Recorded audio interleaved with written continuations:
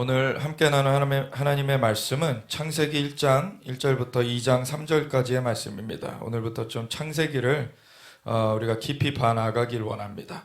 우리 히브리서 볼 때 정말 단단한 식물을 먹는 것에 대해서 거기서 봤었죠.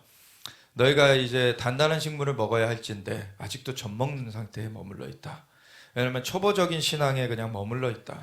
왜냐하면 하나님의 그 영의 세계에는 엄청나게 깊은 그러한 것들이 있고, 사실 우리가 몸을 벗고 하나님의 존전 앞에 나아가서도 계속해서 알아가야 되는, 그러니까 영원한 그러한 하나님의 세계가 있는데, 사실 너무나 그런 것들을 모르고 사실 신앙생활을 하는 게 있어요. 그래서 그리스도의 도의 초보는 다시 닦지 말고 그거는 그대로 경고해. 그거는 그 기초니까 그 토대를 분명히 하면서 그 위에서 장성하게 자라가라 그러죠. 그래서 우리가 장성하게 자라갈 수 있는 그러한 시간이 되어지길 원합니다.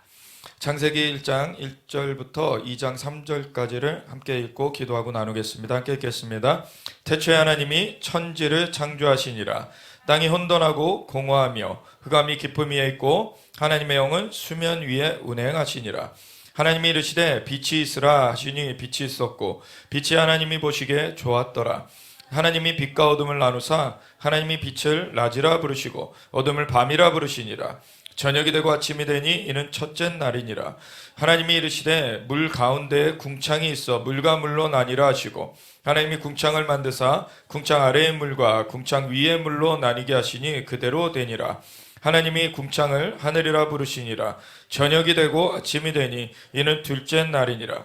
하나님이 이르시되 천하의 물이 한 곳으로 모이고 묻이 드러나라 하시니 그대로 되니라. 하나님이 묻을 땅이라 부르시고 모인 물을 바다라 부르시니 하나님이 보시기에 좋았더라. 하나님이 이르시되 땅은 풀과 씨 맺는 채소와 각기 종류대로 씨 가진 열매 맺는 나무를 내라 하시니 그대로 되어 땅이 풀과 각기 종류대로 씨 맺는 채소와 각기 종류대로 씨 가진 열매 맺는 나무를 내니 하나님이 보시기에 좋았더라.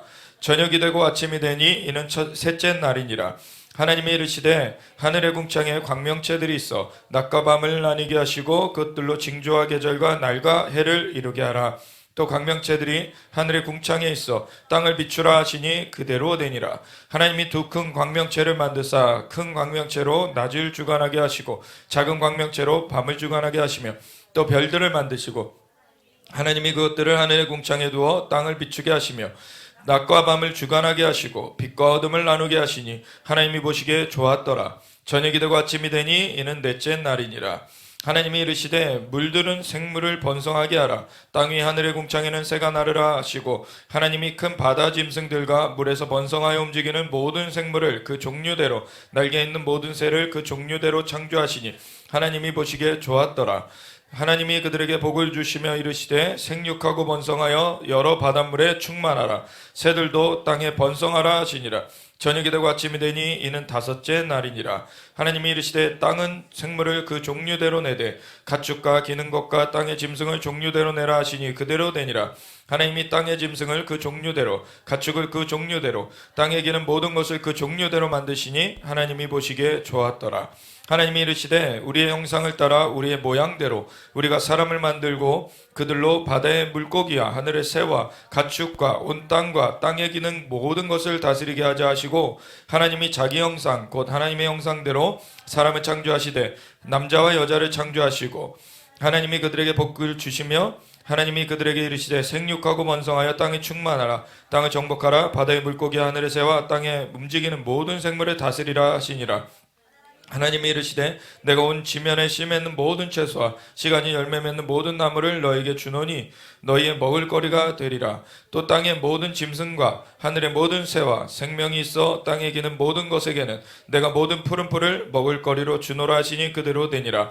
하나님이 지으신 모든 것을 보시니 보시기에 심히 좋았더라. 저녁이 되고 아침이 되니 이는 여섯째 날이니라. 천지와 만물이 다 이루어지니라. 하나님이 그가 하시던 일을 일곱째 날에 마치시니 그가 하시던 모든 일을 그치고 일곱째 날에 안식하시니라.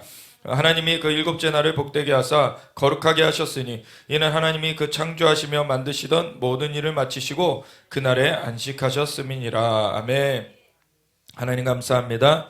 주님의 세계를, 우리가 주님의 그 역사를, 주님의 주권을 우리가 더 깊이 알아가기 원합니다. 주님께서 주님의 영으로 우리를 가르쳐 주시옵소서. 우리의 눈이 열려지고 주님의 보시는 것을 우리가 볼 수 있도록 하나님 우리에게 주님의 은총을 내려 주시옵소서. 감사드리며 예수 그리스도 예수와 마시아 이름으로 기도드렸습니다. 아멘. 우리가 이제 창세기를 보아 나가게 되는데, 창세기 뭐 천지창조의 그 얘기야 당연히 많이 알고 계시죠. 창세기라고 하면 사실 뭐 1년에 그 성경을 이제 일독하겠다 그렇게 시작하면 창세기부터 시작해가지고 창세기는 다 봐요. 출애굽기까지도 웬만해선 봐요. 레위기부터 이제 힘들어집니다. 레위기부터 이게 무슨 말이야? 이 제사가 뭐 어떻다는 거야? 이게 그때부터 막 난관에 봉착하죠. 그래서 거기서 멈추게 되거나 스킵하고 가거나 이렇게 되면서 많이 힘들어하고 그렇게 되고, 창세기는 거의 이렇게 보는데 문제가 없기 때문에 그냥 쭉 쉽게 읽어요. 근데 창세기를 쉽게 읽는 만큼 깊이 알고 있느냐? 그건 또 다른 문제입니다. 창세기가 익숙하다고 해서 그냥 그렇다라고 치부해버리고서 넘어가는 것들이 너무나 많아요, 사실은. 창조의 내력, 사실 창조를 하나님께서 하셨다. 물론 믿음은 그렇다 말씀하시면 그렇다고 받는 게 믿음이에요. 근데 창조라는 것이 사실은 하나님이 없는 것에서 만드신 그 역사가 우리한테 이렇게 믿어지지만 가만 생각해 보면은 그게 굉장히 사실 우리의 이해를 넘어서는 영역이라는 것을 생각하게 돼요. 하나님의 창조가 이루어진 것, 우리가 믿지만 사실 그걸 이해할 수 있는 거는 정말 힘든, 그러니까 사실은 불가한 영역이기도 하고, 그 중에서 어느 정도 그렇지만 알 수 있느냐, 그것이 또 다른 영역이죠. 그리고 창세기에 보면은 하나님이 며칠 동안 천지를 창조하셨나요? 6일. 그래서 그냥 6일로 생각을 하죠. 근데 오늘 마지막 부분이 뭐죠? 일곱째 날에 대한 부분이에요. 사실 창조의 완성은 일곱째 날까지 가야지 완성이 됩니다. 이게 굉장히 중요한 파트예요. 6일 동안에 만물을 만드셨는데 인간까지도 사실 6일째에 만드셨어요. 그래서 6일째에 뭐 만드실 건 다 만드셨다라고 생각이 되지만, 거기서 중요한 핵심이 뭔가 이렇게 생물이 있는 것, 그걸로 끝나는 것이 아니라 그것이 그 중에서도 특별히 인간이 하나님과 어떻게 관계를 맺느냐, 이것이 7일째의 그 완성인 것입니다. 그러니까 그냥 만들어 놓고 그냥 인간은 인간대로 그냥 알아서 살아라. 그 하나님은 하나님이시고, 사실은 그 미국 같은 경우 특별히 이단인 그러한 사상 중에 하나가 뭐가 있냐면 이신론이라고 있어요. 이신론. 그게 그냥 하나님은 하나님이시고 사람은 사람이다. 그리고 하나님이 하시는 것을 사람은 절대 알 수 없고, 그러니까 관계가 없다는 거예요. 관계가. 그냥 하나님은 그냥 만들어 놓으셨지, 그냥 하나님은 하늘에만 계시고 그냥 사람하고 관여하지 않으신다. 이런 이신론이 이단 사상이에요, 사실. 근데 그런 것 가운데서 이 기독교를 빙자해서 그러한 잘못된 사상을 가지고서는 틈탄 것이 바로 프리메이슨, 일루미나티, 이러한 잘못된 그러한 비밀 결사대, 이런 그 세력이 그런 거를 가지고서 했는데, 이 이신론은 어디에 뿌리를 두고 있냐면 헬레니즘 철학에 뿌리를 두고 있는 거죠. 플라톤 철학. 그전에도 몇 번 언급을 드렸는데, 헬레니즘은 헤브라이즘과 반대되게 헬레니즘은 이원론적 사고예요. 그러니까 플라톤이 이데아 사상, 아주 이상적인 어떤, 그거는 근데 실상이 아니라 허상이죠. 허상의 세계가 있다라고 사기를 친 거예요, 사실. 사기를 치고서는 그 허상의 세계는 그 완벽한 세계고, 유토피아. 완벽한 세계고, 이 땅은 파괴된 안 좋은 세계야. 그래서 이 땅은 없어져야 될 세계고, 이데아 세계가 우리가 지향해야 될 세계다. 일면 어떤 천국과 이런 이 땅의 삶을 비견하는 이러한 기독교의 사상하고도 비슷한 면이 있어요. 그렇지만 마귀가 하는 것은요, 완전히 반대되는 것을 갖다 제시하는 것이 아니라, 보면은 비슷한 것을 갖다가, 그렇지만 진짜가 아닌 것을 갖다가 그거에 잘못 빠지게 유혹하는 것이 마귀가 하는 그 대부분의 그러한 수법이에요. 그래서 이 이데아 사상을 가지고서는 아주 완전한 그 완벽한 세계가 있으니까 우리가 이 땅에서는 그냥 맘대로 살아도 돼. 그러니까 윤리관도 없어요. 이 땅에서는 그냥 어차피 타락한 거, 이거는 그냥 없어지는 것이고, 그냥 이데아라는 거를 철학적으로 이해하면, 철학적으로 그거를 추구하면은 그 세계를 닿을 수가 있고, 그 세계에 가게 되니까 이 땅에서는 그냥 맘대로 하고 그 세계로 가면 돼 라는 그러한 생각을 하는 것이고, 그것 가운데 이 이원론, 완전히 분리된 세계라는 거예요. 여기서 하는 것이 저기에 영향을 미치지 않는 거예요. 그런데 우리는 실제적인 것은 무엇입니까? 이 땅에서 한 것을 그 행위대로 심판받게 돼 있어요. 이게 다른 것이죠. 헤브라이즘, 그것이 에베소서 1장 10절에 대표적으로 나오는데, 뭐라고 하나님 말씀하시냐면, 하늘에 있는 것이나 땅에 있는 것이나 예수 그리스도 안에서 통일되게 하려 하심이라. 하늘도 하나님이 만드신 거고 땅도 하나님이 만드셨어요. 이것이 별개로 있는 것이 아닙니다. 구분이 되어 있지만 연계되어 있는 거예요. 이거를 끊어버리면은 이것이 하늘과 연계되지 못하게 만들려는 그 마귀의 그러한 속셈인 것을 알아야 되는 거예요. 헬레니즘, 사실 스가랴서 9장 13절에 보면은 이런 말씀을 합니다. 시온의 자식들이 헬라의 자식들을 치리로다. 분명히 이 잘못된 그 악한 그런 일들에 대한 그 대표적인 그 명칭으로서 헬라라는 명칭을 써요. 헬라의 자식들을 시온의 자녀들이 칠 것이다. 시온의 자식들이라는 건, 시온이라는 거는 그 예루살렘을, 이 땅에서는 예루살렘을 말하는 거예요. 그리고 3층천 하나님의 보좌가 있는 곳을 시온이라 그래요. 그러니까 시온이라는 말 자체는 하나님의 통치의 본부를 말하는 단어가 시온이라는 것입니다. 그래서 하늘에서는 그 하나님의 통치 본부가, 하나님의 보좌가 있는 그 3층천, 그 하나님의 보좌가 있는 곳을 시온이라고 하는 거고, 이 땅에서는 하나님이 이 땅의 역사의 중심은 예루살렘에 두셨기 때문에 예루살렘을 시온이라 그래요. 근데 그 시온의 자식들이라고 할 때에는 그냥 단지 자연적인 의미만을 나타내는 건 아니죠. 그래서 하나님의 통치를 받는 자식들, 하나님의 그 인도하심을 받는 자녀들을 시온의 자식들이라고 하는 거예요. 그리고 시편에 이런 말씀이 있죠. 그 마음에 시온의 대로가 있는 자들은 복이 있나니. 마음에 시온의 대로가 있다라는 것은 뭐 우리가 예루살렘을 품고 기도하는 것도 그것도 시온의 대로가 있는 것이지만, 그 근본적으로 뭐냐면 하나님의 주권 앞에 하나님의 보좌로 그 마음이 향해 있는 자들을 시온의 대로가 있다라는 거예요.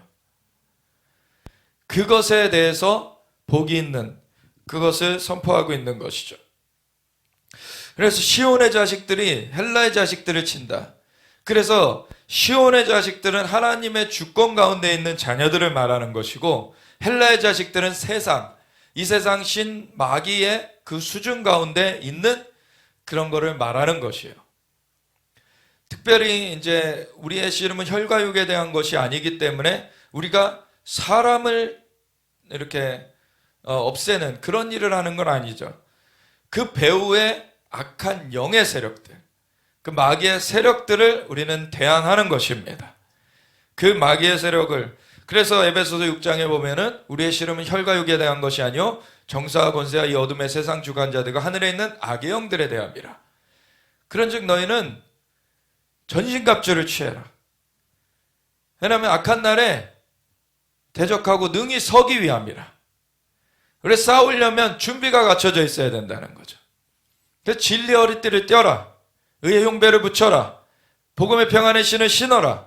믿음의 형패를 들어라. 구원의 투구를 써라. 성령인 곧 하나님의 말씀을 가지고 성령 안에서 기도해라. 아멘. 그래서 우리가 준비가 되어져야 돼요. 왜냐하면 이 영적 싸움은 실제입니다. 근데 이데아 사상은 이 영의 세계와 이 자연 세계를 만나지 못하는 그러한 가림막으로 이제 가려놓으려고 해요. 그렇다고 진짜 영의 세계를 그들이 알아가지고 그렇게 하는 차원도 아니고 마귀가 홀려놓은 거죠. 마귀가 홀려놔가지고 이 세계, 이 땅의 세계와 저 이데아 세계로 나눠지고 이 땅의 세계는 이 이데아 세계와 완전히 단절되어 있는 그런 세계다. 그것이 사실은 현대 어떤 종교, 사실 많은 종교들이 나중에 일어나게 됐지만 거의 다 기반적으로 그 헬레니즘 사상이 다 그 기반을 이루고 있습니다. 그래서 이 땅에서의 그 도덕을 말하기는 하지만 절대적인 도덕을 말하지 않아요. 왜냐하면 절대적인 그 선에 연결되어 있지 않기 때문에 상대적인 도덕이죠. 남한테 피해주지 말라 이런 거예요. 근데 그것도 필요한 것이고 그것 자체가 나쁜 것은 아니지만 그걸로써 도덕이 끝나버리면 안 되는 거예요. 헬레니즘은 이 하늘과 땅을 나눠버리고 하늘에는 닿지 못할 그러한 별개, 그러한 초소로서, 별개로서 그렇게 생각하게끔 만들어낸다는 거예요. 그렇지만 우리가 하나님을 이렇게 알게 된 것, 그 예수님이 이 땅 가운데 와주셔서 우리의 죄를 대신하여서 돌아가셨다는 것, 그리고 그분이 하나님의 아들이시고 하나님과 한 분이시고, 그래서 그분을 우리가 구세주요 주님이시라는 걸 영접했을 때 우리는 하늘에 다시 연결이 되었어요. 하늘에 다시 연결이 되었어요. 그래서 시온의 자녀들이 된 거죠. 시온의 자녀들이 된 사람들은 이것이 허구인 것을 알죠. 그런데 세상 사람들은 고린도서 4장 4절의 말씀처럼 이 세상 신이 믿지 아니하는 자들의 마음을 혼미하게 하여 그리스도의 영광의 복음의 광채가 비치지 못하게 하고 있어요. 이게 다른 걸로 뚫려지지 않습니다. 그리스도의 영광의 복음의 광채가 비춰져야지 뚫려지는 거예요. 그거 말고는 다른 헤어나올 길이 없는 것입니다. 그래서 그리스도께서, 그 예수님께서 이 땅 가운데 메시아, 그 그리스도로 와주셔서 이제 물가피를 쏟으시면서 우리의 죄값을 다 치러주셨기 때문에 그 보혈의 공로 가운데 우리의 죄의 결박이 풀어져 버리고 우리는 하나님 앞에 의롭다 여김을 받게 되는 하나님의 자녀로서 회복이 되어졌어요. 이것은 예수 그리스도로 말미암지 않고는 그 어떤 걸로도 이루어질 수 없는 것입니다. 근데 헬레니즘은 세상 철학을 가지고 소위 득도한다는 거죠. 불교도 그 득도의 경지에 이른다. 열반이라 그러죠, 불교에서는. 그리고 이슬람에도 신비주의가 있습니다. 이슬람에도 그런 계속 걔네들은 하루에 5번씩 아잔이라고 우글우글 하는 거를 계속해요. 그러다 보면 얘네도 무아지경에 들어가요. 그러면은 걔들이 하나님의 존전에 가겠습니까? 예수 그리스도로 말미암지 않고는 하나님의 존전에 갈 수가 없어요. 다른 쪽으로 가게 되면 다 악한 영의 세계를 접하게 되는 거예요. 이런 것들이 하나님과의 우리 사이를, 그 인간 사이를 자꾸 갈라내려고 하는 그런 마귀의 술책이라는 것. 헬레니즘에 대해서 간파하고 있어야 되고, 그것에 대해서 그것을 깨뜨리는 진리를 선포해주는 그 그리스도의 영광의 복음의 광채를 비춰줄 수 있어야 돼요. 그는 영의 실상입니다. 영의 실제를 접한 사람들이 그걸 전해줄 수가 있는 거예요. 그래서 이 6일 동안에 모든 만물을 만드셨지만 7일째가 너무나 중요한 거를 잊으면 안 돼요. 7일째는 만물을 창조하신 하나님이 인간을 6일째 마지막에 만들어 놓으시고서는, 그리고서는 그 다음 날을 딱 떼어내셔서 구분하셔서 그때를 안식하셨다. 그래서 창세기 2장 1절부터 보면은 천지와 만물은 다 이루어졌어요. 6일 만에 천지와 만물이 다 이루어지니라. 그러고서 2절에 보면은 하나님이 그가 하시던 일을 7째 날에 마치시니. 하나님의 일이 언제 마쳐졌다고요? 7째 날에 마쳐진 거예요. 오늘날에도 마귀가 동성애, 이런 물결을 막 일으키면서, 동성애의 상징이 무엇입니까? 6빛깔 무지개예요. 7을 깨트리려고 남색을 하나 빼가지고 6빛깔 무지개를 써가지고, 이거는 헬레니즘 사상인 거예요. 세상의 정욕대로 사고, 그리고 자기네들의 생각대로 이데아를 그리면서 그것대로 그냥 자기네들은 자기네들의 원하는 대로 할 수 있다라고 착각하는 거죠. 근데 하나님이 그가 하시던 일을 7째 날에 마치신 거예요. 6일 만에 마치신 게 아닙니다. 근데 7째 날은 뭘 하셨냐? 그가 하시던 모든 일을 그치고 7째 날에 안식하시니라. 이 안식이 창조의 완성이라는 거예요. 하나님이 그 7째 날을 복되게 하사 거룩하게 하셨으니, 처음에는 복되게 하셨다. 그 다음에 거룩하게 하셨다. 하나님이 축복하신 거예요. 그 7째 날을. 우리가 모든 날이 주님의 날이지만 특별히 7째 날을 주님께서 특별히 축복하셨다는 거예요. 그리고서는 거룩하게 하셨다라는 것은, 거룩하게 하다라는 것은 구별되게 하다, 따로 떼어 놓으셨다는 거예요. 그러니까 7째 날은 구분이 있는 거예요, 사실 다른 날과. 근데 그 구분의 목적이 무엇이냐? 이는 하나님이 그 창조하시며 만드시던 모든 일을 마치시고 그날에 안식하셨음이니라. 하나님이 안식하셨어요.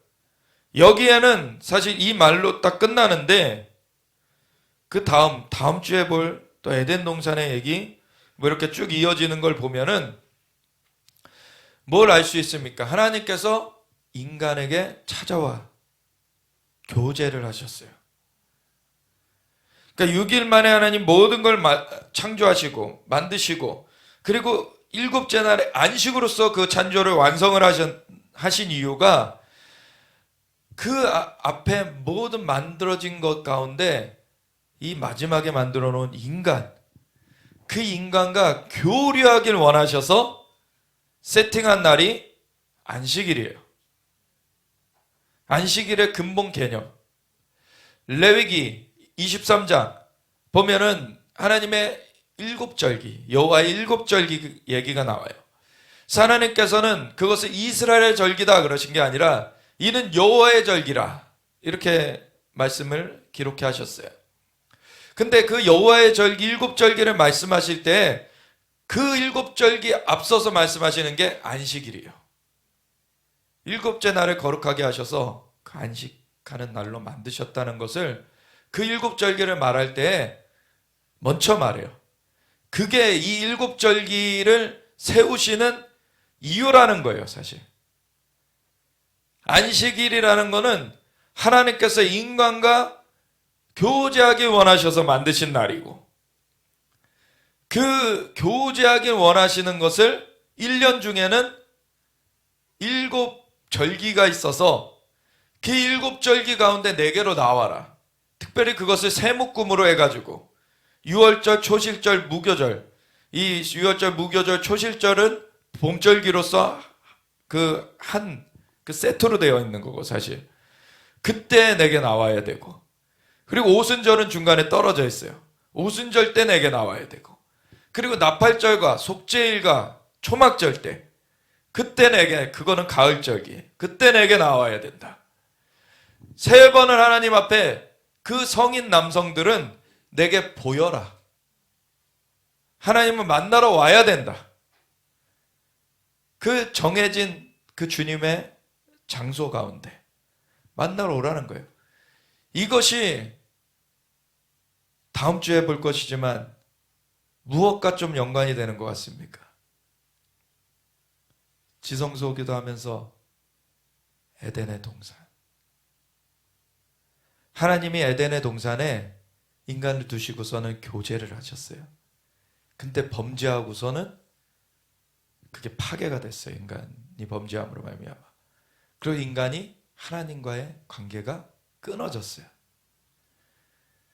다시금 하나님은 만나고 싶어 하셔요. 내게 나와라. 내게 너희를 보여라. 하나님은 이렇게 만남을 원하시는 것입니다. 근데 인간이 죄를 가지고서는 하나님 앞에 나올 수가 없기 때문에, 그래서 그림자로 주셨던 것이 제사법이었던 것이죠. 근데 그것의 완전한 완성은 예수님으로 말미암아 되어지는 것입니다. 그래서 예수님으로 말미암지 않고는 하나님께 나아갈 수가 없는 거죠. 죄가 이시는 하나님 앞에 갈 수가 없기 때문에. 그래서 예수님 안에 있으면 이제는 사실은 매일 안식을 누릴 수 있는 거예요. 매일이 하나님과의 만남의 날이 되는 것입니다. 그전에는 이렇게 정기적인 그 안식의 사이클, 일주일에 7일째, 그리고 1년에는 6월절, 무교절, 초실절, 그리고 오순절, 그리고 나팔절, 속죄일, 초막절, 이렇게 1년에 3차례 이렇게 하나님을 뵈러 가는, 우리도 설날이 있고 추석이 있고 그러면은 고향 방문하고 이제 부모님 뵈러 가고, 이러는 것에 모든 것에 앞서서 원래는 하나님이 우리의 창조주, 우리를 자녀로 하나님의 형상으로 만들어 놓으셔서 그 아버지로서 우리를 돌봐주신 그 하나님이시기 때문에 그분 앞에서 먼저 우리가 서 있었던 것이죠. 그분 앞에서 우리의 삶이 시작됐던 거예요. 그래서 우리가 그분 앞에 서는 것이, 그것이 가장 근본적인 우리의 생명의 사실 근원이 되는 것입니다. 그래서 하나님 앞에 그것을, 회파된 것을 이제는 회복하시려고 하나님께서 절기를 또 세우시고, 안식일을 지켜라 하시더니 절기를 세우시고, 그러고서 사람들을 하나님 앞에 나와라, 그래서 만남을 갖게 하시면서 준비를 시키셨는데, 그런 것 가운데서 이제 예수님이 와주셔가지고 이제 그 길을 활짝 열어 놓으셨죠. 아멘. 이것이 정말 놀라운 일입니다.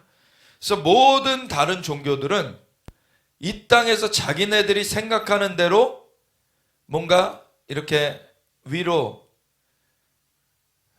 뭔가를 쌓아 올려서 뭐 덕을 쌓아 올리던 뭐 돌을 쌓건 뭐 해가지고 그걸로서 하늘에 닿아보고자 바벨탑의 사건처럼 그렇게 나아가는 것인가 하면은 모든 그런 다른 종교와는 완전 다르게 하나님의 그 역사, 하나님의 창조주 되심을 믿는 이 사람들, 우리 하나님의 권속들에게는 하나님이 먼저 계셨고, 그리고 이걸 우리를 창조하셨고, 그리고 깨어졌던 것을 다시 회복하기 위해서 하늘로부터 하나님의 아들 예수님을 보내주셨다. 다른 모든 것들은 땅으로부터 쌓아 올라가는 것이지만 이 복음은 하늘로부터 와주셨다는 거예요. 완전 다른 그러한 얘기인 것입니다. 하늘로부터 와주신 분만이 하늘로 데려가실 수가 있는 거예요. 땅에서만 있던 인간이 무슨 수로 하늘을 올라갑니까? 없어요, 그런 수단이. 하늘로부터 와주신 그 주님을 붙들면은 올라가는 거예요. 애초에 인간을 만드신 것부터가 하나님과 함께 하게 하기 위하여서 하나님은 만드셨는데 그것이 깨트려질 것에 대해서도 아셨어요, 하나님은. 그리고 추후에 보겠지만 깨트려진 직후에 바로 하나님은 복음을 선포하셨어요. 여자의 후손이 뱀의 머리를 깨트릴 것이다. 그것에 대해서 하나님은 이미 아셨고 그것에 대한 솔루션을 말씀해 주셨어요. 그리고서는 그 과정을 이렇게 하나님께서 세워 가셨죠. 먼저는 이제 1장으로 다시 돌아가 보면은 태초에 하나님이 천지를 창조하시니라. 이것이 정말 성경 전체의 가장 첫 번째 문구입니다. 태초.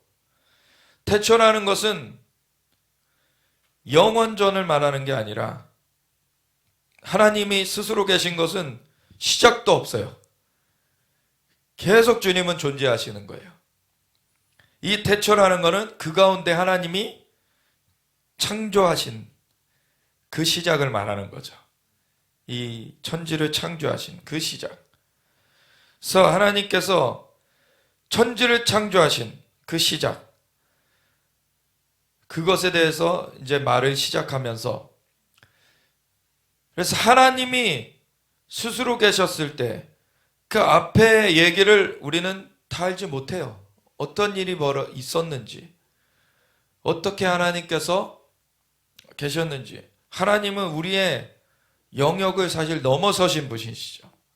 하나님은 창조주시고, 근데 우리에게 이렇게 알려주기 시작하시는 것은 이 하나님이 천지를 창조하신 그 시작부터 우리에게 말씀을 주셨습니다. 다른 출애굽기나 그 레위기, 민수기, 신명기까지 합쳐가지고 모세오경이라고 이렇게 일컬어지고, 이것이 전체 성경 66권 중에서 이 5권이 또 가장 핵심되는 그 성경이다라고 이렇게 얘기들을 하죠. 그것이 사실인데 그 중에서도 사실 가장 핵심이 되는 게 이 창세기예요. 사실 많은 사람들은 출애굽기 생각하고 레위기나 다른 것들을 생각할 수가 있는데, 그 모든 것들에 앞서서 파운데이션, 기초가 되어지는 것이 창세기입니다. 이 창세기를 알지 못하면은 다른 것들을 제 위치에 세울 수가 없는 거예요.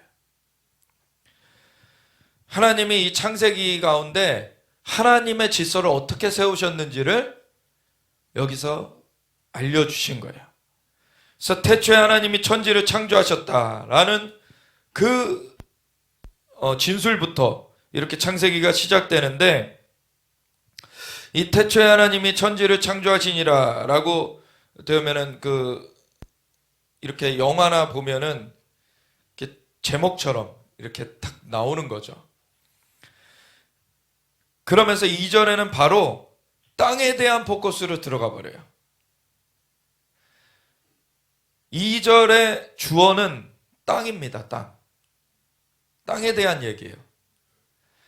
그러니까 앞에 보면은 천지를 창조하셨다라고 하면 천지라는 거는 하늘과 땅이죠. 그러니까 하늘, 우주, 이 모든 것들 하나님이 다 만드신 분이시라는 것이 먼저 선언이 됐어요.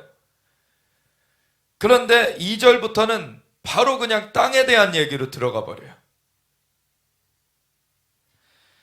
그러니까 우주에 대한 것, 이것을 다 창조하신 분이 하나님이신 것, 우선 그 선포로서 1절이 그냥 그 선포로서 딱 진술되면서 바로 땅에 대한 얘기로 넘어간다는 것은 하나님이 그냥 창조주시다, 그냥 선포로서 사실 충분한 거예요.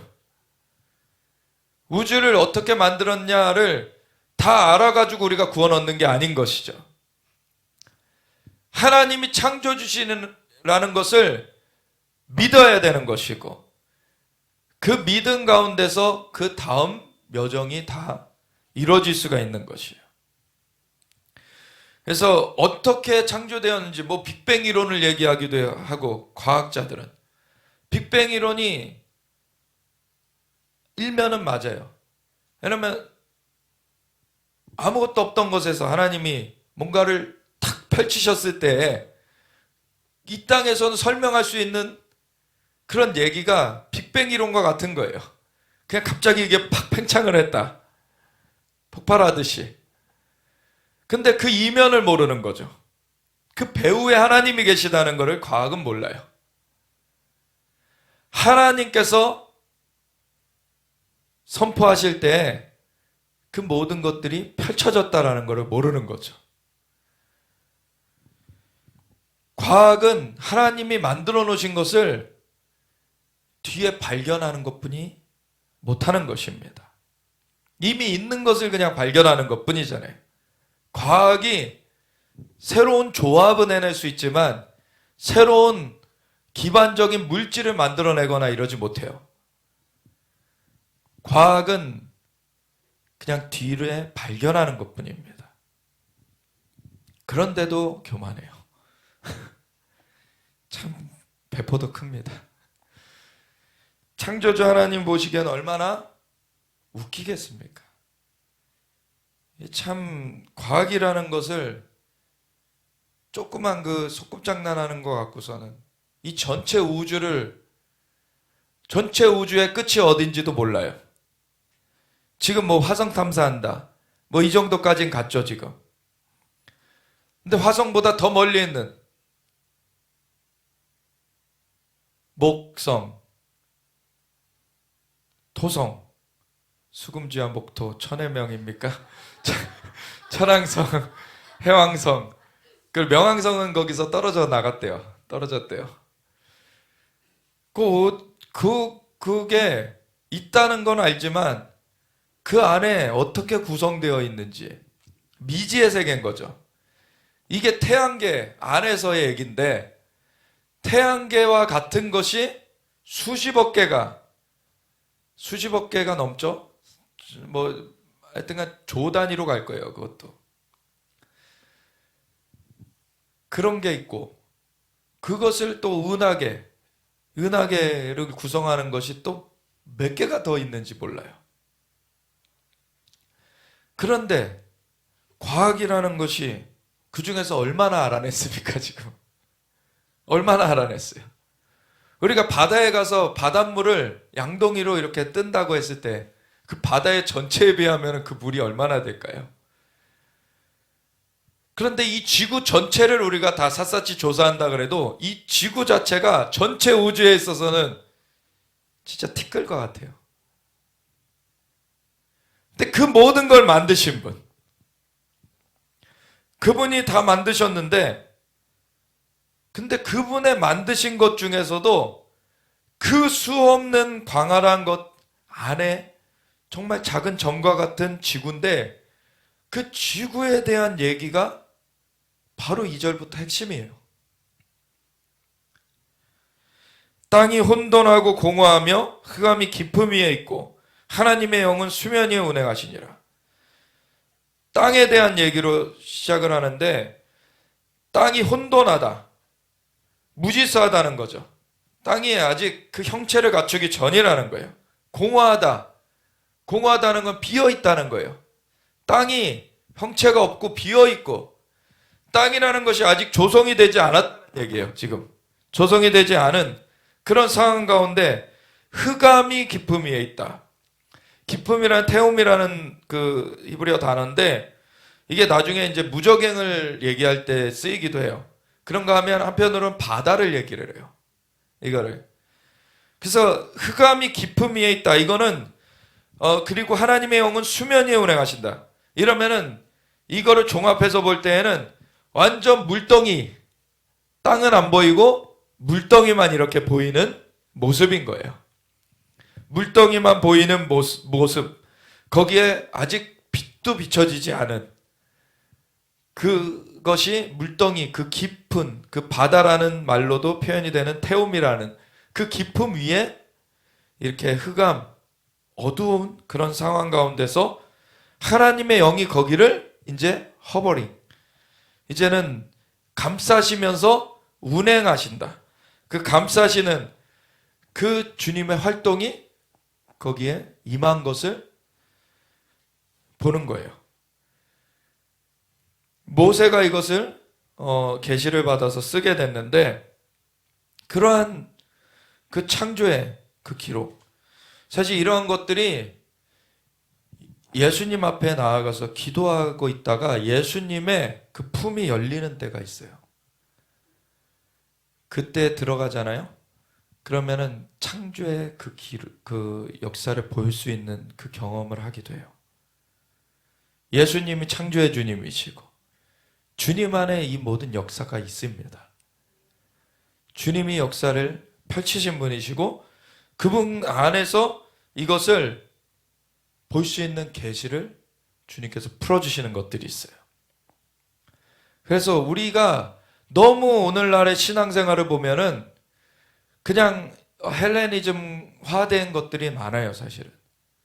영적인 얘기 좀만 하면은 그거 이상하다 그러고. 하나님의 세계는 신비합니다. 이 땅에서의 것과 하늘의 것이 단절되었고 뭐 저쪽 얘기하면은 이상한 것처럼 그렇게 얘기해버리면은 하나님이 만물을 창조하신 분이신데 그리고 하나님이 인간과 만나시길 원하셔서 안식일도 가지셨고 그래서 하나님께서는 인간과 교류하셨는데 땅과 하늘에 막힘이 없었어요. 그런데 그것을 단절된 채로 살아야 된다? 그건 하나님이 원하시는 것이 아닙니다. 하나님은 우리를 하나님의 존전에 다시 부르셨어요. 예수 그리스도로 말미암아 다시 연결시키셨습니다. 예수 그리스도 안에서 열려진 분인 거예요. 이것을 경험하는 것이 사실은 그것이 자연스러운 것입니다. 이게 다른 종교와 완전 다른 얘기인 거예요. 그래서 이 영역, 이 영의 세계를 정말 시간을 초월해서 공간을 초월해서 경험할 수 있다는 것을 알아야 되는 거예요. 하나님의 영이 수면 위에 운행하시는 것을 모세가 보았어요. 그리고 하나님이 말씀하시는 것을 들었어요. 하나님이 이르시되 빛이 있으라 라고 말씀을 하시니까 빛이 거기 비춰진 거예요. 그래서 이 첫 번째 날에 이렇게 빛이 있으라 하신 그 사건이 무엇을 의미하는가라는 얘기에 여러 해석이 있어요. 사실 뭐 기본적으로는 이것이 태양빛이다라고 얘기하는 사람도 있죠. 근데 태양에 대한 얘기가 4일째에 나와요. 근데 우선은 기본적으로 하나님의 말씀의 빛이라는 것을 알 수 있어요. 하나님의 말씀의 빛. 그래서 하나님의 신이 수면 위에 운행하시는 가운데 하나님의 말씀이 선포되니까 창조가 일어나는 거예요. 그러니까 하나님의 신, 하나님의 영이 운행하시는 가운데 하나님의 말씀, 예수님이시죠 사실. 예수님이 이렇게 역사되셔서, 예수님이 파송이 되셔서 그 가운데 결실이 맺어지는, 창조가 이루어지는 그것이, 그래서 삼위일체 하나님의 성부 하나님께서 말씀하시고 성자 예수님께서 파견되시고 하나님의 신이 그 환경을 조성하시면서 이 창조가 이루어지는 삼위일체 하나님의 역사가 이곳에 다 나타나는 것이죠. 그래서 이 빛 자체가 주님을 다 나타내진 못해요 사실은. 주님의 일부가 드러난 것이죠 사실은. 주님 자신은 하나님과 한 분이십니다. 예수님은. 그래서 그분 자체가 창조물은 아니시죠. 창조자세요. 창조주세요. 그래서 창조물 자체에 어떠한 주님을 다 표현할 수 있는 건 없어요 사실은. 그것이 비춰지는 것이죠. 주님 자신이, 그래서 성부 하나님, 성자 예수님, 성령 하나님이 다 창조의 삼위일체 하나님이시고, 그래서 이 역할이 각각 있어요. 근데 하나님은 그 주권의 선포를 하시는 분이시고, 성부 하나님은, 성자 예수님은 그 선포가, 말씀이 이제 파송되어서 그 역사가 이루게끔 그렇게 나아가시는 그 분이 예수님이시고, 그리고 그 역사가 이렇게 맺혀져서 결실을 맺게끔 그것을 허버링, 그 감싸시고 그 운행하시는 분이 성령님이신 거예요. 예수님이 이 땅 가운데 육신 입고 오실 때에도 말씀이 육신돼서 오신 것인데 성령으로 잉태되신 것이죠. 하나님이 파송하신 것이고, 성부 하나님이, 말씀이신 예수님이 와주신 것인데 성령으로 그 마리아의 그 자궁 가운데 성령님께서 이렇게 허버링, 감싸신 가운데 말씀이 거기에 잉태되신 것입니다. 이것이 천지의 창조의 역사와 이 예수님이 이 땅 가운데 성육신 안에서 오신 역사가 연결이 되죠. 그래서 빛이 하나님이 보시기에 좋았더라. 하나님이 빛과 어둠을 나누사 하나님 빛을 낮이라 부르시고 어둠을 밤이라 부르시니라. 저녁이 되고 아침이 되니 이는 첫째 날이니라. 그래서 사실은 한편으로는 이 첫째 날, 둘째 날, 이것이 저녁이 되고 아침이 되니까 첫째 날이었다. 저녁이 되고 아침이 되니까 둘째 날이었다.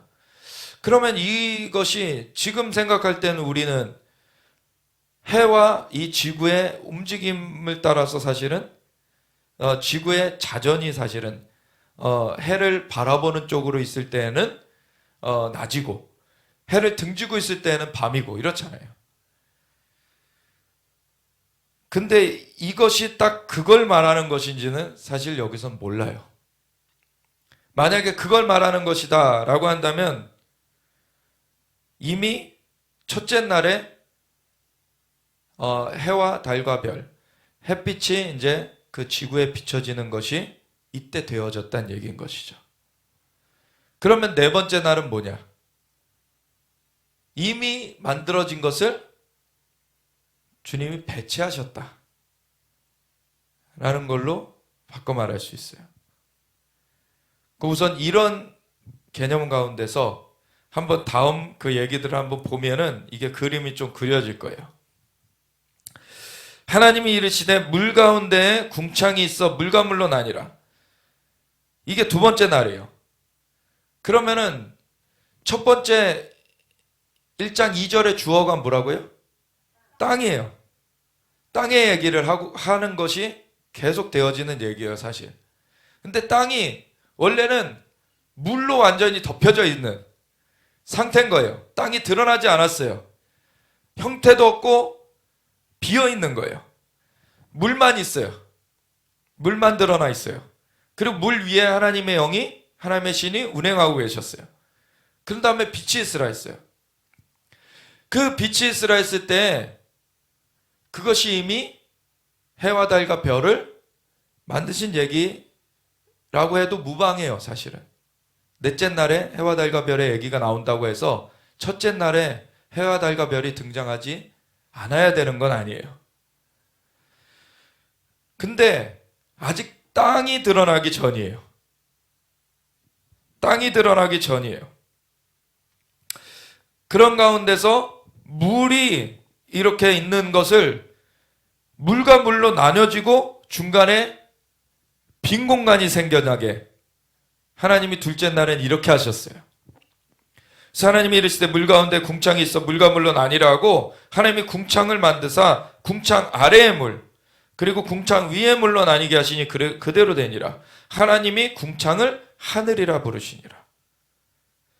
지금 오늘날에도 우리가 하늘 보는데 이때의 하늘을 봤으면 하늘이 있고 그 위에 물이 있어야 되는 거죠. 그죠? 그리고 그 물보다 더 밖에 빛이 비춰지고 있는 거예요. 이게 그려지시죠? 지금. 그래서 저녁이 되고 아침이 되니 이는 둘째 날이니라. 그리고 세 번째 날로 넘어갑니다. 하나님이 이르시되 천하의 물이 하늘 아래의 물. 그러니까 물을 하늘 아래의 물과 하늘 위의 물로 나눠 놓으신 것이 둘째 날이고 이제 하늘 아래의 물에 대해서 얘기하고 있어요. 하늘 아래의 물이 한 곳으로 모이고 묻이 드러나라. 이제 땅이 드러납니다. 이제 그대로 되니라. 하나님이 묻힐 땅이라 부르시고 모인 물을 바다라 부르시니 하나님 보시기에 좋았더라. 지금도 여전히 이 하늘 아래의 물은 이제 한 곳으로 모여지면서 땅이 생겨났어요. 그렇지만 하늘 위를 봤을 때는 물이 덮여있는 상황인 거예요. 하나님이 이르시되 땅은 풀과 씨 맺는 채소와 각기 종류대로 씨 가진 열매 맺는 나무를 내라 하시니 그대로 되어 땅이 풀과 각기 종류대로 씨 맺는 채소와 각기 종류대로 씨 가진 열매 맺는 나무를 내니 하나님이 보시기에 좋았더라. 저녁이 되고 아침이 되니 이는 셋째 날이니라. 이 사실 하나님이 보시기에 좋았다라고 할 때는 거기에 근본적인 의미 중에 하나가 뭐가 있냐면 질서대로 있을 때 그게 좋은 거예요. 하나님이 질서를 세우신 것에 대한 그 표현이기도 한 거예요, 이게. 그래서 넷째 날로 이제 넘어가는데 하나님이 이르시되 하늘의 궁창. 이제 그 하늘의 궁창은 이 물과 물을 나눴던 그러한 공간인데 그래서 이 위에 여전히 물은 있는 거예요. 그 하늘에 근데 하늘의 궁창에 광명체들이 있어서 낮과 밤을 나뉘게 하고 그것들로 징조와 계절과 날과 해를 이루게 하라.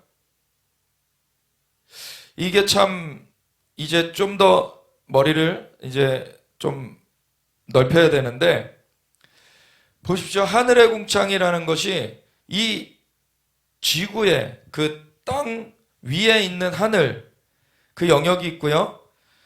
그것 가운데서 어디까지 펼쳐져 가는 것입니까? 지금 궁창이. 해와 달과 별이 있는 그 영역까지 펼쳐져 가는 거예요. 그렇죠? 그리고 그 위에 물이 있는 거예요, 사실. 이게 이해가 되세요?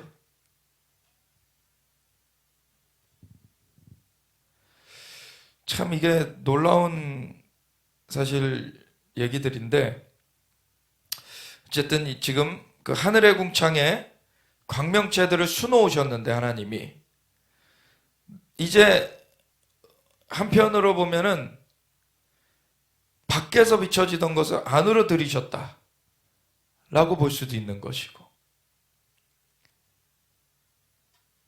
이게 좀 이제 조금 헷갈리기 시작하시나요? 왜냐면은 이게 보십시오. 다시 한번 정리를 해드리겠습니다. 원래는 땅이 드러나지 않고 혼돈하고 공허한 그 형태가 없고 비어있는, 근데 물만 있는 거예요. 물덩이인 거예요. 물덩이인데 거기에 빛이 비춰졌어요. 이거는 밖에서 비춰진 것이죠. 근데 이제 둘째 날에는 그 물과 물을 나눠버렸어요. 궁창이 생겼어요.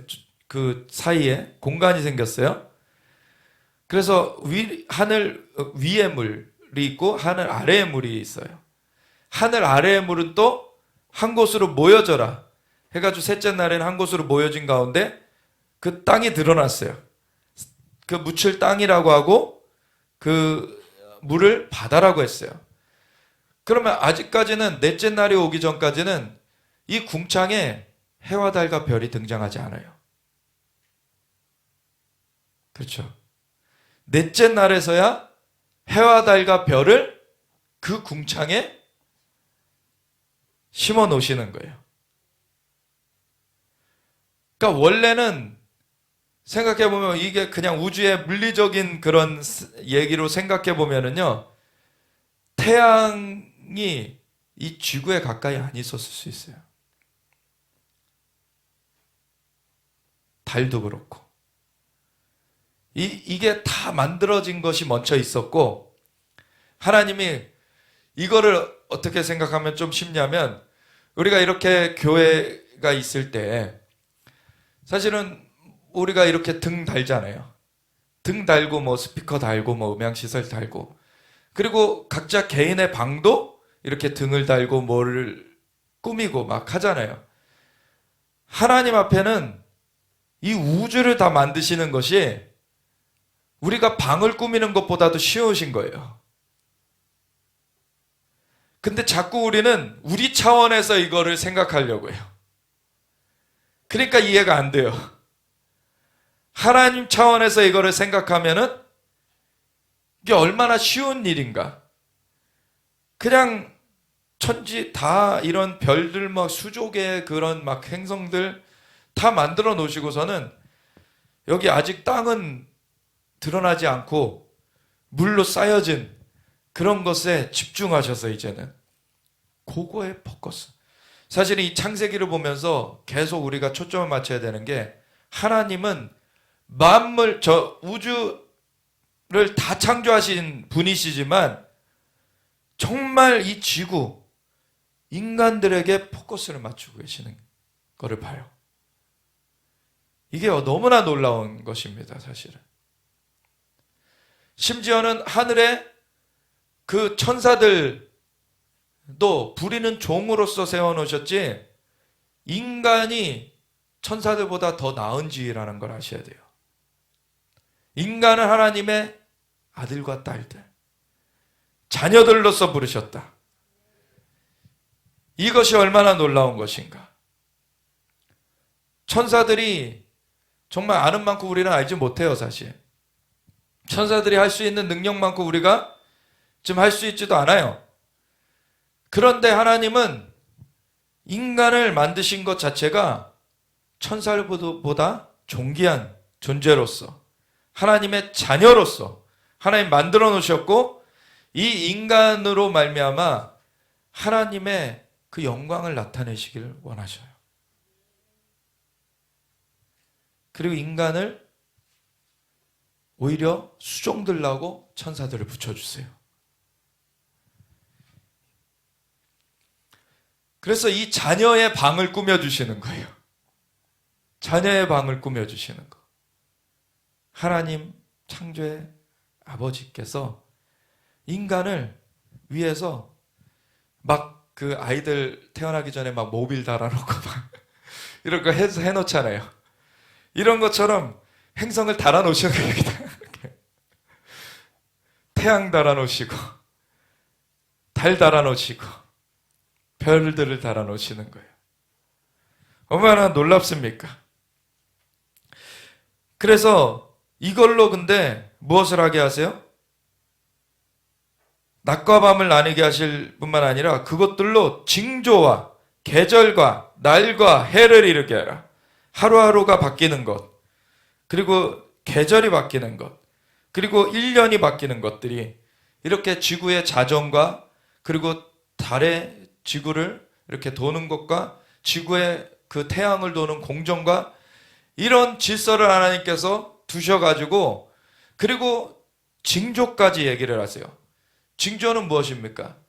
이 태양과 지구, 달, 요 차원에서 이루어지는 날과 계절과 해를 넘어서는 별과의 관계예요, 사실.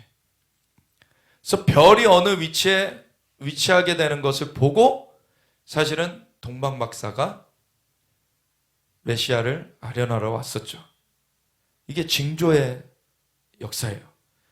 하나님이 다 만들어 놓으신 것인데 이 잘못된 걸로 잘못 풀어지게 만드는 것이 마귀의 그러한 일인데, 그런 것 때문에 이런 그 점성술, 별자리 운세 막 이상한 걸로 그렇게 하지만 원래 그 질서를 만들어 놓으신 분은 하나님이십니다.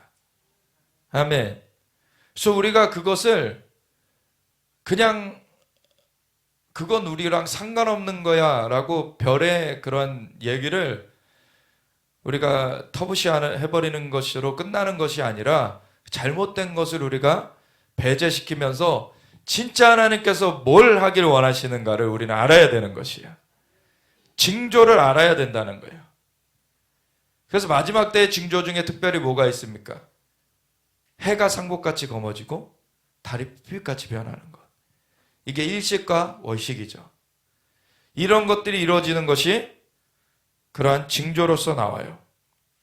하나님께서는 이런 징조의 그런 사인들이 있도록 이렇게 세팅해 놓으셨어요.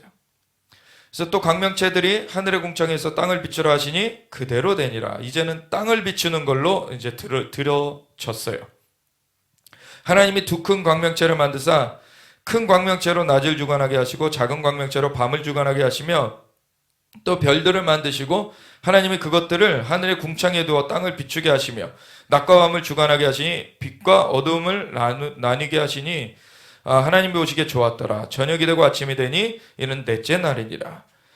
그리고 하나님이 이르시되 물들은 생물을 번성하게 하라. 땅 위 하늘의 궁창에는 새가 나르라 하시고, 이걸 쭉 다시 보면은 하나님이 진짜 자녀의 방을 꾸며 주시듯이 이렇게 하나하나 수놓아 주시는 것을 보게 되죠.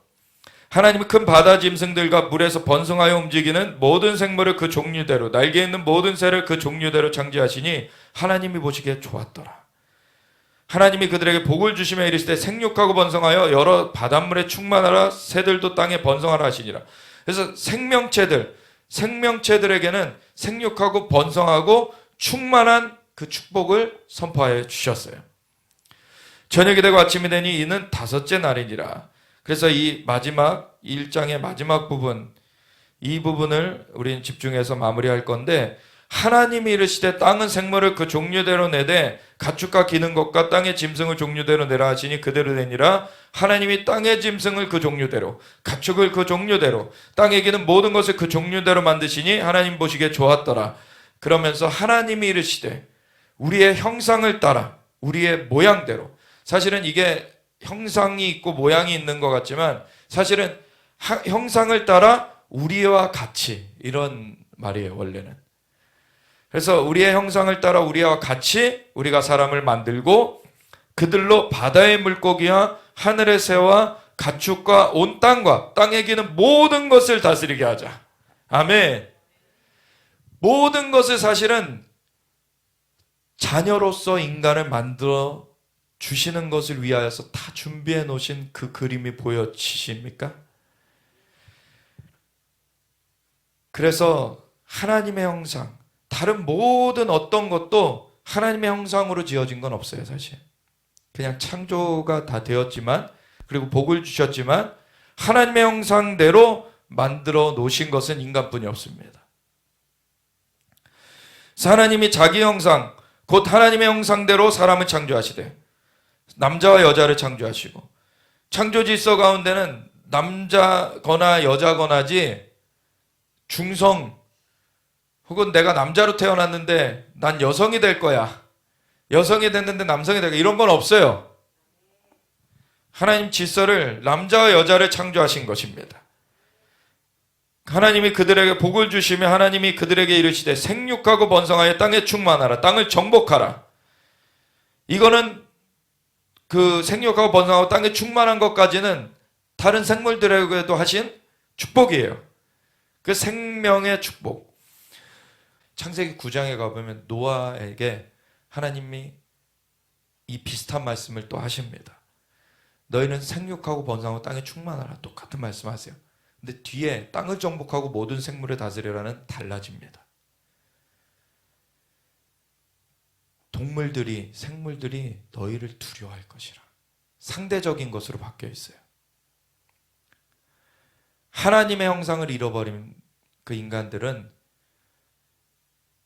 상대적으로 지능이 있고 상대적으로 도구를 쓸 줄 알고 그래서 다른 동물들을 제압할 수 있고 두려움의 대상이 되어지지만 다스리는 권세가 없어져 버린 거예요.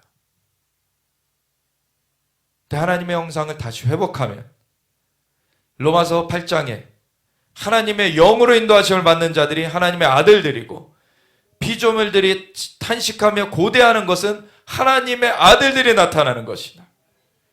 다시금 그 다스림이 회복되길 원해요. 그래야지 이 땅 가운데 안식이 있는 거예요. 하나님은 6일 동안의 이 창조의 질서를 세우시고서는 7일째를 따로 떼어서 안식하신 것은 인간과 교제하시면서 생육하고 번성하고 땅에 충만한 가운데 땅을 정복하고 다스리는 하나님의 자녀로서의 그 지위를 가르쳐 주시기 원하신 거예요. 그리고 그것을 행하게 하시려는 거예요. 그래서 계시록 1장 6절에도 그렇고 5장에도 그렇고 예수님께서 우리를 피로 사서 아버지께 드리셨으니 우리를 나라와 제사장으로 왕과 제사장으로 삼사 땅에서 왕노릇하게 하려 하심이라. 이것이 하나님의 자녀의 권세입니다. 그냥 세상의 것 조금 얻어보고자 그 세상의 영의 그 트랩을 그렇게 유혹받아가지고 거기에 넘어지면 안 되는 거예요. 우리는 하나님의 자녀로서 땅을 정복하고 생물들을 다스리는 자들입니다. 아멘. 심지어 그래서 아시시의 프란시스라고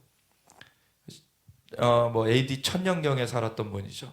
이분은 그 이스라엘의 악고 이번에 이스라엘 방문했을 때 갔었죠. 거기에 계셨던 분이에요. 근데 이분 이스라엘 분은 아니시지만 거기에 계셨었는데 이분은 새와 대화를 했었어요. 그리고 진짜 새들이 날라와요. 그리고 자연 그 동식물들하고 대화를 해요. 이분이 깊이 기도하는 분이었기 때문에 이런 영역이 열려져 있는 것입니다. 이거는 무슨 신비주의다. 신비를 우리가 앞세우는 것은 그런 경험을 앞세우는 것은 잘못되는 것이지만 하나님을 우리가 따라갈 때는 하나님은 신비한 분이십니다.